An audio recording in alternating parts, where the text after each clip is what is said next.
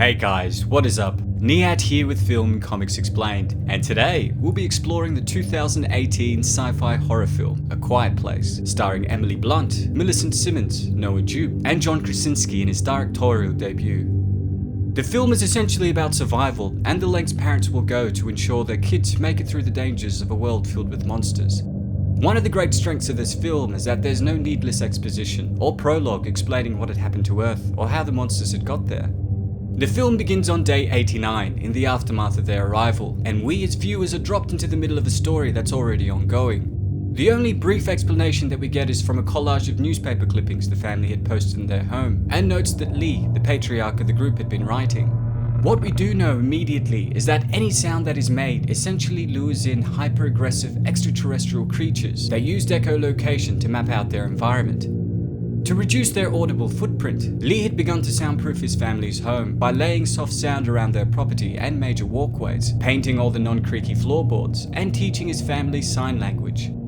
As for the aliens, not only were their bodies almost indestructible, showing no damage from explosions and weapons fire, but their razor-sharp claws were able to tear through metal with ease, which meant that if you didn't have a plan, you were likely going to bite the dust. This is made absolutely clear from the onset of the film, with the tragic and sudden loss of their youngest child, Beau, who was snatched up by one of the monsters after turning on a loud toy that his father had forbidden him from playing with. And though Lee had taken the batteries out of the toy and left it in the abandoned store, his eldest daughter Gretchen wanted to make Beau happy and handed it back to him. What she could not have known was that he had also taken the batteries, and while she was directly in front of her brother when he switched it on, Gretchen was also deaf and couldn't hear this, leading to his unfortunate and shocking demise. Since that day, Gretchen had lived with guilt and the belief that her father blamed her for his passing, and though this was far from true, his inability to tell her that he loved her only further fed this guilt. In reality, both Evelyn and Lee blamed nobody for the event, which they both saw as an unfortunate accident. Feel the weight in my arms. Small, but so heavy. Who are we? If we can't protect them. The death of their youngest son also made the arrival of their first baby in the chaotic conditions extremely problematic, forcing them to create a set of rules to ensure their survival. I think it should also be noted, as terrifying as the prospect of having a child was for the family, the arrival of a new baby was a symbol of hope for both the family and the future of the human race, giving them something more substantial to live for other than survival itself. Now, the horrifying aliens, which I've named the Listeners, had arrived on the back of meteors from a hostile planet that had no light, which is why they had no eyes and used echolocation to sense out their environment. The inhospitable nature of their planet also led to the aliens developing a nigh invulnerable armored exterior that was impervious to almost all forms of attack. I mean, this exterior was so durable that the creatures had essentially survived traveling on meteors in the vacuum of space for hundreds if not thousands of years prior to crashing on Earth. We also see a few article clippings that emphasize this point by revealing bullets and bombs were not able to penetrate their armor. Production designer Jeffrey Beecroft was responsible for the creature's development, and had taken all of Krasinski's notes to create a somewhat humanoid creature that had adapted to a world without light. References were pulled from prehistoric fish, snakes, spiders, and bats to explore the movement of the Listeners, while their exterior was modelled around bog people, which were human cadavers that had been naturally mummified in peat, giving their tough exterior a leathery look. Their bodies were remarkably similar to the Clover Monster, though they were numerous times smaller than the massive kaiju. Their long limbs also enabled them to move with great speed, and as mentioned earlier, their sharp claws were seen ripping through metal with ease. Their teeth were also modelled on the classic character Venom, giving them a menacing grin upon approach. Their heads, which looked similar to the Demogorgon in Stranger Things, contained a massive echolocation chamber that would open up to increase the sensitivity of their hearing. This moment was also incidentally the only time the indestructible beasts were vulnerable, and is something the Abbott family would eventually piece together. I've actually covered both the Demogorgon and the Clover Monster in separate videos, and will leave a link to these below if you're interested. Both Krasinski and his sound designers also explained that the creatures were intelligent and communicated amongst one another through sound frequencies. The creatures also gave off an electromagnetic frequency that affected electronics, and we would see the lights flicker whenever they were near. One of the most interesting things about the listeners was that they actually did not feed on any people, and the reason they hunted humanity and most of the other life forms on Earth to extinction was so that they could replicate the quiet place that was once their home planet. Now, the Abbotts were a farming family, which meant they were able to live off the land harmoniously without creating much noise, an important skill we see passed down from Lee onto his children. While much of the population had been wiped out, the Abbotts actually lived among a small group of survivors that intentionally stayed in isolated pockets to avoid the aliens. At the start of the film, we see Lee lighting a fire, and as he looked on into the distance, we saw that there were numerous other farms that did the same thing, in a scene that was reminiscent to the lighting of the warning beacons in The Lord of the Rings. At no point do we actually see them interact with the other families, but I think it's safe to assume they'd all communicated with each other and shared resources to modify their homes into quiet safe havens. With the arrival of a new baby on the way, the family had begun to further soundproof their home. They also created a unique box coupled with a breathing apparatus for their infant, should the need arise for them to further insulate the sound that it made. We also noticed that Lee was working on upgrading Regan's hearing aid to restore her hearing, hoping to give her a fighting chance in a world where sound meant life or death.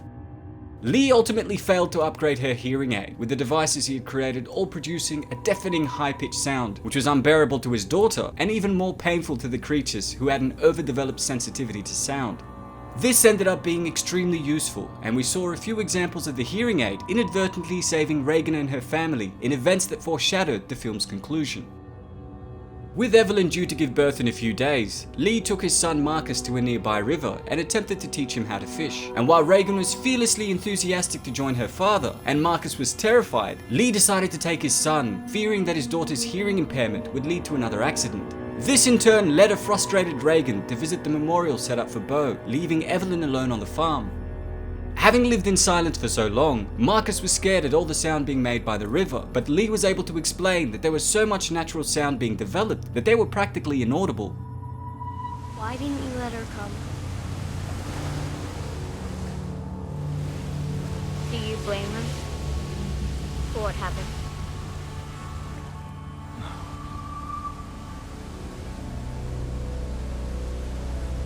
Because she blames herself.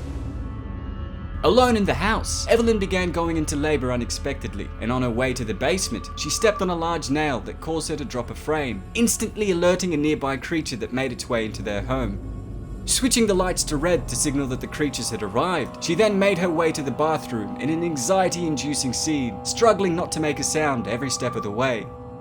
Seeing the red lights on display, Lee arrived back onto the farm with Marcus and instructed him to set off fireworks as a diversion, enabling him to find Evelyn in the bathroom with their newborn son.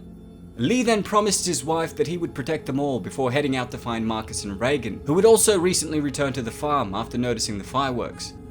Sitting atop of the grain silo, both Regan and Marcus attempted to signal their parents by lighting a bonfire to no avail. A hatch door then gave way below the feet of Marcus, sending him falling into the silo, the sound of which also sent the monster trailing Evelyn towards the location of the children. The two kids ended up helping each other to avoid suffocating, but are attacked by the vicious creature that responded to the sound they were making. Luckily for the kids, Regan's implant reacted to the proximity of the creature by emitting a loud high-frequency sound that drove it away. The kids then reunited with their father, only to have the monster return with furious intent, severely wounding Lee in the process.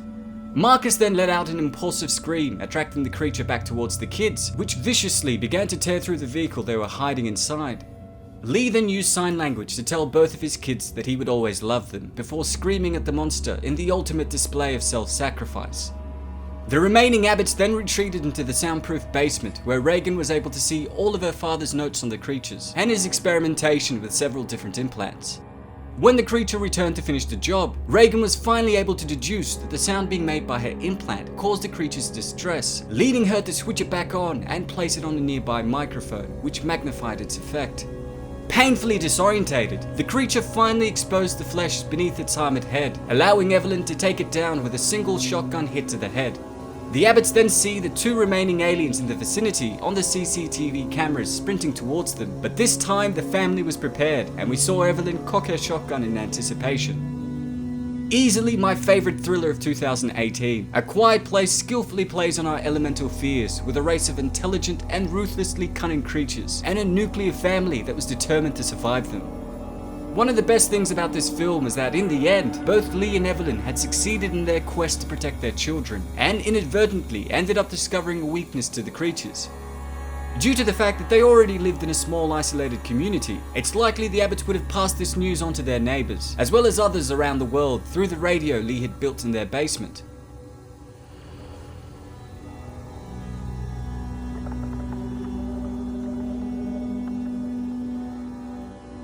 Well, that's all for today, folks. Thanks to all of you guys who requested an explanation of A Quiet Place. I'm curious to hear your thoughts and opinions on the story and creatures featured in the film, so please share those in the comments below. If there's any other stuff you'd like me to check out, please don't hesitate to ask. As always, it's been a pleasure. Niyat here with Film Comics Explained. Thanks for stopping by.